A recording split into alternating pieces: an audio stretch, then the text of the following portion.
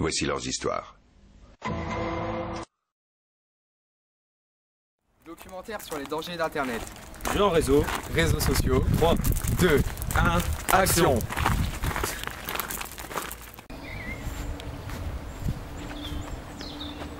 Bonjour, je m'appelle Camille, À quoi êtes-vous accro sur Internet? à Facebook en particulier. Comment avez-vous commencé sur ces réseaux sociaux? Oh, au début, c'était des amis à moi qui m'en avaient parlé, ils me disaient qu'ils étaient sur Facebook, je connaissais pas trop. Alors j'ai voulu essayer, donc je me suis inscrite, tout ça. Au début, j'y allais pas beaucoup, puis j'ai commencé à y aller de plus en plus et maintenant, je peux plus m'en passer.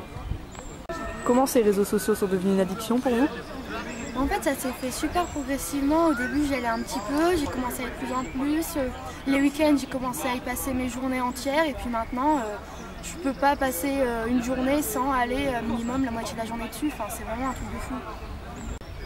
Et qu'en pense votre entourage de tout ce temps que vous passez sur ces réseaux sociaux? En fait, au début, mes parents, ils ont pas trop compris, ils comprenaient pas l'intérêt que j'avais à aller sur Internet, sur Facebook, tout ça. Et maintenant, ils comprennent toujours pas d'ailleurs, mais je peux pas m'en passer, c'est comme ça, c'est un fait, et faut qu'ils se le mettent en tête. Et vos amis? Les amis, c'est moins compliqué, vu qu'eux aussi, ils y vont assez souvent, assez régulièrement. Mais c'est vrai que sur le coup, ils ont quand même remarqué que j'y allais beaucoup plus qu'eux, que ça commençait à devenir une vraie addiction. Par exemple, des fois, ils me demandent pour sortir, je veux pas, je préfère rester sur mon ordinateur à regarder Facebook, les actualités de tout le monde, à discuter avec des gens, au lieu de sortir. Avez-vous fait des rencontres sur ces réseaux sociaux? Et est-ce que c'était des rencontres dangereuses? Eh bien oui, j'ai reçu beaucoup de messages de personnes que je connaissais pas forcément. Donc j'ai répondu, je les ai acceptés en amis et on a parlé. Il y avait des personnes qui étaient mal intentionnées, donc je les ai supprimées. Mais sinon j'ai fait beaucoup de rencontres. Et est-ce que vous assimilez cette addiction à une addiction telle que la drogue ou l'alcool? Non, quand même pas. C'est vrai que j'y passe beaucoup de temps, mais de là assimiler ça à une addiction d'alcool ou de drogue, non. Parce que l'alcool et la drogue, ça a un véritable effet sur la santé de la personne. On peut en mourir, alors que là, les effets, ça pourrait être que je me renferme sur moi-même, que je sorte plus, que je vois plus personne. Mais sinon, à part ça, je peux pas en mourir complètement. Enfin, c'est pas du tout la même chose. Et est-ce que vous pensez qu'il y aurait un moyen de vous en sortir de cette addiction? Et est-ce que vous en serez capable? Je ne sais pas, parce que pour l'instant, j'en ai encore vraiment besoin. Je ressens un réel besoin de me connecter, d'y aller. Peut-être que je pourrais m'en sortir, mais il faudrait vraiment beaucoup de volonté et de l'aide de personnes, peut-être mes proches, peut-être pas carrément un médecin, mais beaucoup de volonté et de l'aide. Ouais. Merci de votre témoignage et bon courage pour sortir de cette addiction. Merci à vous.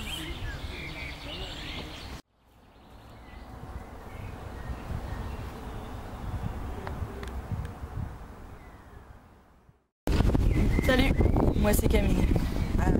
J'ai eu des problèmes d'addiction. Moi, c'était les jeux vidéo, le jeu en réseau. Mais bon, avec de l'aide, j'ai réussi à m'en sortir.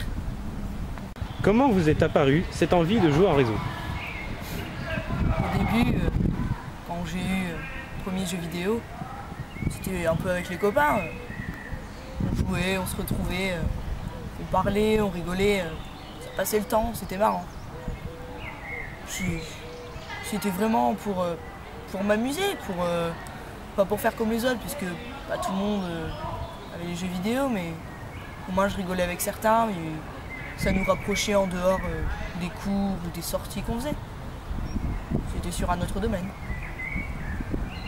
Qu'est-ce qui a fait que c'est devenu une addiction? Eh bien, quand on joue, au début, c'est vraiment pour rigoler, pour s'amuser. Puis après, moi, dans mon cas, je joue à des jeux de FPS. Par exemple, les Call of Duty. Vous avez des niveaux, et le but, c'est d'augmenter, de débloquer des armes, de débloquer des accessoires, des atouts. Et plus on est haut dans les grades, plus on est respecté des autres joueurs. Donc après, ça devenait vraiment... On était obligé. J'étais obligé de me dire, bon, je suis au 50, il faut que je passe au 51. Après au 52. Et jouer, et je m'arrêtais plus. J'étais vraiment obligée de continuer pour arriver ensuite à la reconnaissance des autres. Et ouais, c'était moi, voilà, j'avais le plus haut grade et c'était bien. Vous sentiez-vous recluse de la vraie vie et des autres? Dur comme question. Quand j'ai commencé vraiment à devenir accro au point de jouer pour vraiment augmenter, vraiment au début, je sortais encore. Quand mes copains me disaient « Mon Camille, tu viens, on sort au cinéma » ou... Oui, je disais « Ok, je continuerai tout à l'heure, pas de problème ». On sortait, dès que je rentrais, bien sûr, je me remettais à jouer, puis voilà, ça passait. Mais après, vraiment, là, je m'en rendais pas compte, c'est maintenant où je me dis « Ouais, j'étais bête ». Là, vraiment, si on me disait, on m'appelait ou on m'envoyait un message « Mon Camille, ça te dit de sortir, ça te dit d'aller faire les magasins, de sortir avec nous, on va rigoler ». Je disais « Non, je peux pas ». Ou je sortais des excuses bidons, du genre non, mes parents ils veulent pas que je sorte. Un truc du genre au lycée, j'ai eu des mauvaises notes, donc je peux pas sortir, mes parents m'interdisent de sortir. C'était vraiment bête, mais c'est ce que je disais. Mais en fait, non, pas du tout. Je voulais rester devant mon écran, manette dans les mains, à faire R1 pour tirer, pour tuer des gens. Oui, c'était ça. Bon, c'est vrai que c'est bête, mais c'était comme ça. Donc oui, vers la fin, je me sentais un peu recluse, j'étais vraiment dans mon monde en fait. Et les autres n'avaient plus trop d'importance. C'était mon jeu, mes points, mon grade, fallait que j'augmente, que j'ai plus d'expérience. Il y a que ça qui comptait. Mais bon, c'est passé. Quelles sont les autres conséquences de cette addiction pour vous? Moi, je le ressentais plus au niveau des cours.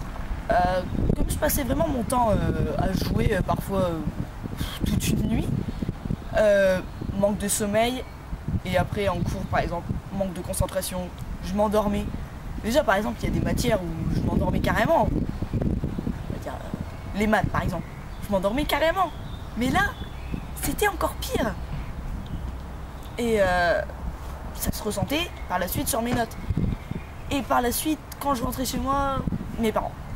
Ils comprenaient pas. Ils disaient ouais, tu passes ton temps sur les jeux vidéo, les notes, ça chute, et voilà. Donc la plus grande conséquence après, ouais, c'était au niveau des notes et de ma concentration, et aussi après comment j'étais avec les autres. Ça veut dire dès qu'on parlait, comme vraiment j'étais énervée parce que je jouais trop, je les envoyais balader, et donc c'est vraiment au niveau des relations avec les autres et des notes et ouais. Selon vous, quels sont les problèmes que peuvent engendrer les jeux en réseau en général? En général, je vais parler donc des problèmes personnels, mais en général, quand on joue en réseau, faut savoir qu'on joue avec des gens, après on fait des rencontres, des gens qu'on ne connaît pas, qu'on entend seulement leur voix par micro, qu'on connaît juste leur pseudo, après ils vous ajoutent en ami, vous acceptez, parce que oui, on a fait une partie avec lui, c'était sympa, on a bien rigolé, et puis après on peut en refaire d'autres. Donc c'est surtout au niveau des rencontres.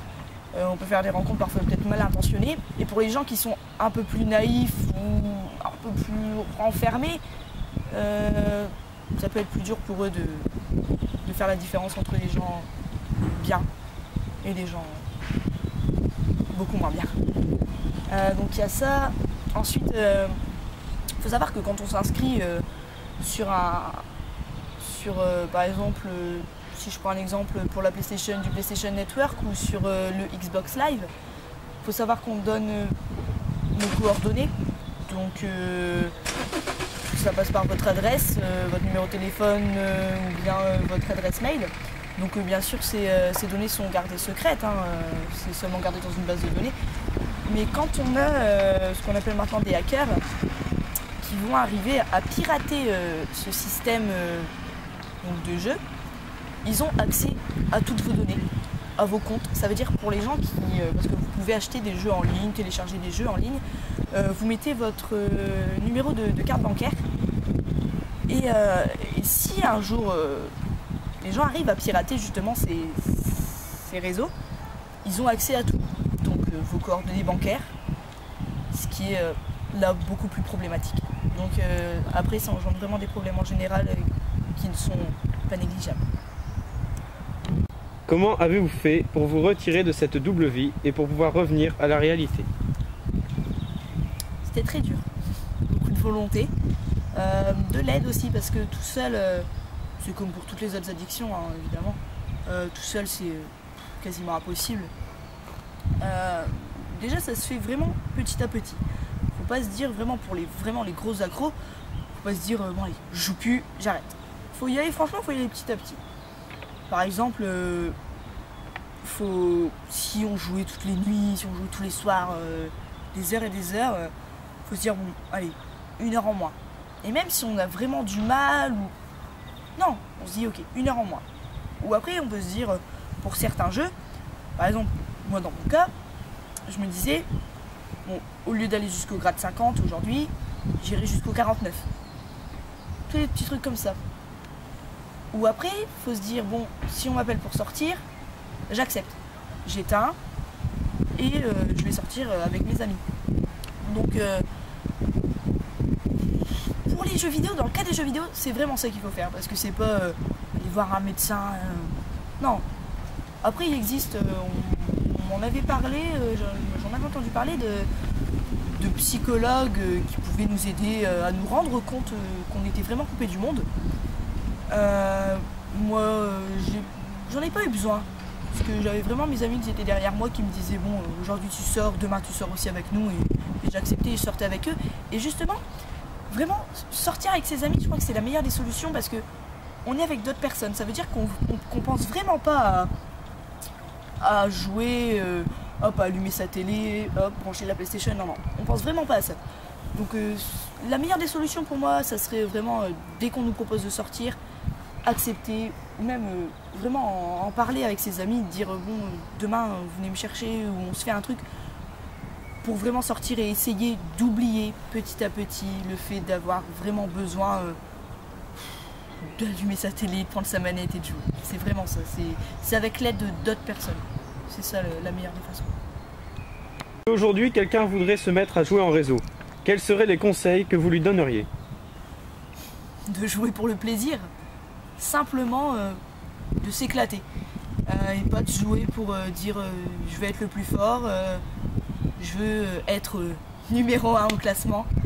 Non, franchement, jouer, si on a des amis qui jouent aussi, jouer avec nos amis, comme là, sur des jeux en ligne.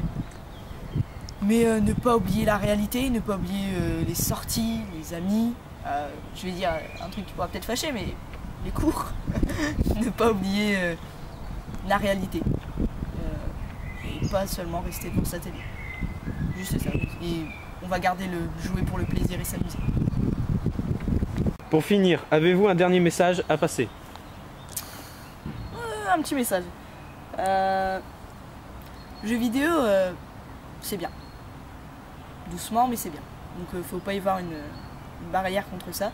C'est juste que c'est comme tout. C'est à consommer avec modération. Et couper.